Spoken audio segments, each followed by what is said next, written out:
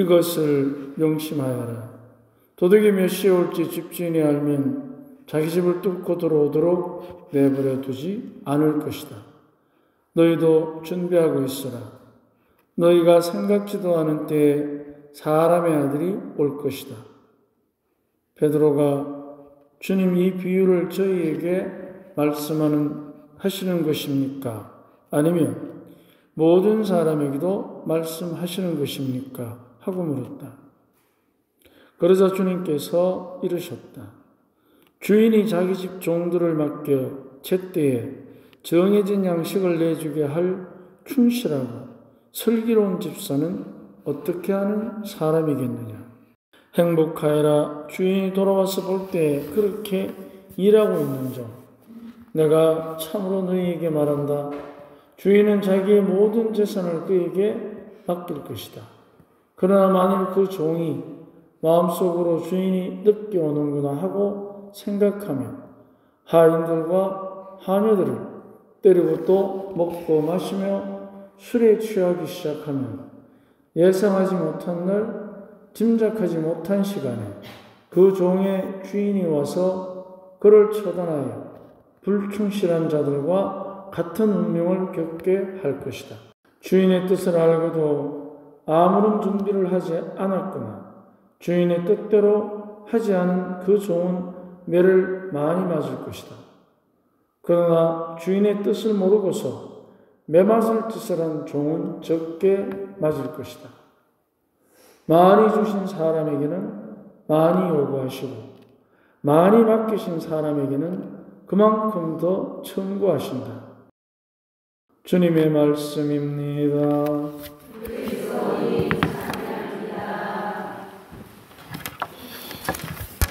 네, 다 같이 강론홍보 기도합시다. 많이 맡기신 사람에게는 그만큼 더 청구하신다. 루카복음 12장 48절 오늘의 말씀입니다. 더 많이 맡기신 사람에게는 그만큼 더 청구하신다. 이 말씀은 주님께서 빚을 계산하듯이 청구서를 들이미는 것이 아닙니다. 많이 맡은 사람을 우리는 쉽게 권력을 먼저 떠올릴 것입니다. 많이 맡은 사람을 행정적인 의미가 아니라 선한 영향력을 생각해 봅시다. 선함을 삶의 지표로 삼으면 모든 것이 선하게 다가옵니다.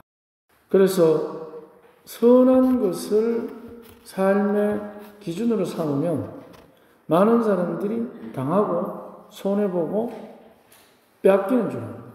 그런데 잘 생각해 보십시오. 선에서 빼앗기는 것보다 악해서 빼앗기는 게 더 많습니다.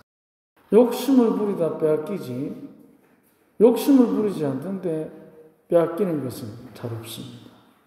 그리고 욕심이 없는 사람이 선한 것을 지표로 삼으면 지혜가 생깁니다. 어떤 지혜가 생기느냐? 비교하지 않고 비난하지 않고 질투하지 않고 속이지 않기 때문에 비교하지 않으면 내 스스로가 나로서 인정받습니다. 그런데 내 안에서부터 남과 비교하기 시작하면 그 욕심의 정도가 끝이 없습니다. 하루를 마무리하면서 하느님께 너무 많은 것을 주셨다고 감사하는 사람과 갖지 못하고 실패했다고 느끼며 불만으로 가득 찬 사람 중에 누가 행복하겠습니까? 감사한다고 해서 원하는 대로 다 이루고 사는 것은 아닙니다. 다만 감사할 것을 찾아서 긍정적 선택으로 실패의 힘겨움을 견디는 것입니다. 그래서 실패를 포기로 끝내지 않으려고 긍정적인 새로운 기획을 위해서 다양한 정보를 다방면에서 다각도로 모으고 원인을 분석하는 것입니다.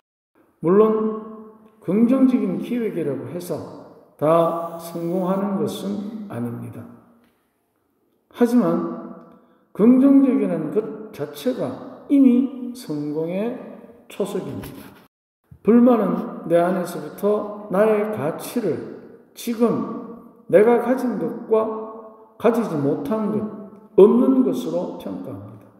그래서 지금 이 순간에 가지지 못한 것에 대한 안타까움으로 자신과 이웃을 비교하고 자신을 부정적으로 여기는 상태에서 내리는 판단들이 얼마나 설득력이 있어서 새로운 성공의 기회를 차지할 수 있겠습니까?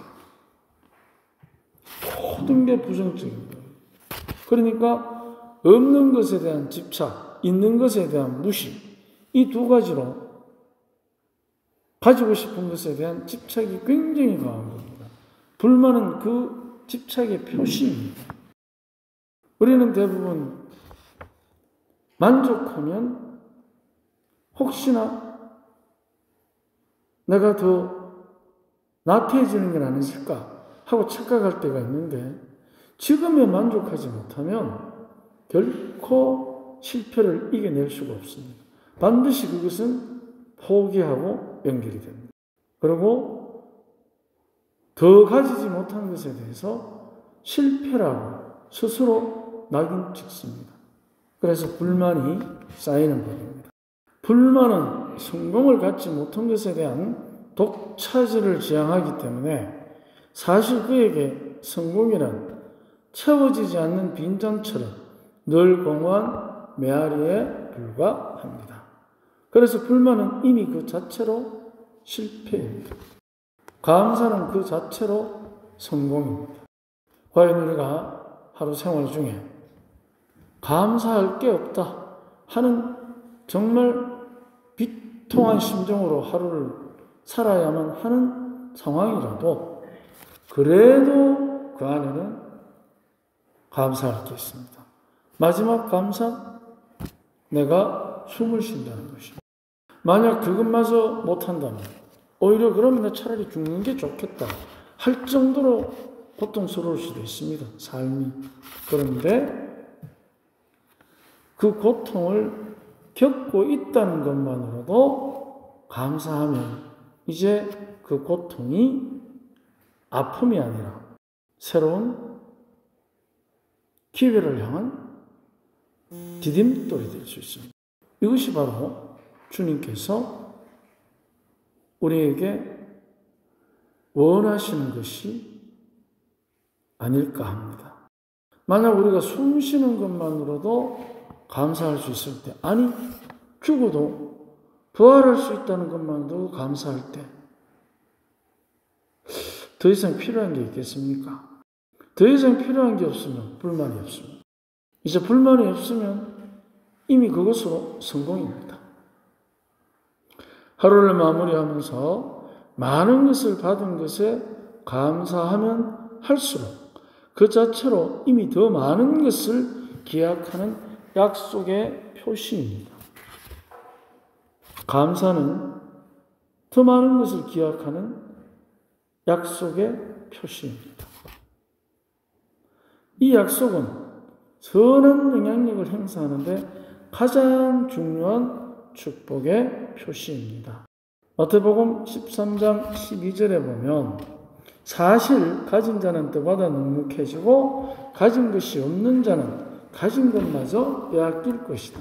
굉장히 불합리하듯 보이는 이 말씀은 사실 감사와 불만의 논리로 해석하면 쉽습니다. 감사를 가진 자는 더 많은 것을 감사하며 넉넉해지고 불만을 품는 자는 가진 것마저 가지지 않은 것보다 더 못하게 느껴질 것입니다. 감사를 많이 하는 사람은 많은 사람에게 선한 영향력을 더 많이 미치도록 주님께서는 더 많은 것을 맡기실 것입니다. 맡긴다는 것이 권력을 의미하는 행정적 해석이 아니라 맡긴다는 것은 누구를 맡기겠습니까? 사람들의 마음을 맡기시는 것입니다. 많은 사람들이 감사하는 선한 사람을 보고 신뢰를 하고 그 선한 영향력을 많이 받을 것입니다. 이 맡김은 그 자체로 이미 행복입니다. 왜냐하면 감사의 힘으로 더 많은 감사를 하면서 더 선한 영향력을 더 많이 미치기 때문입니다. 감사는 지금 가진 것에 몰입하고 불만은 지금 갖고 싶은 것에 집착하는 것입니다. 그래서 감사는 현실이고 불만은 비현실입니다. 그러니까 비현실을 가지고 어떻게 현실을 살아내겠습니까?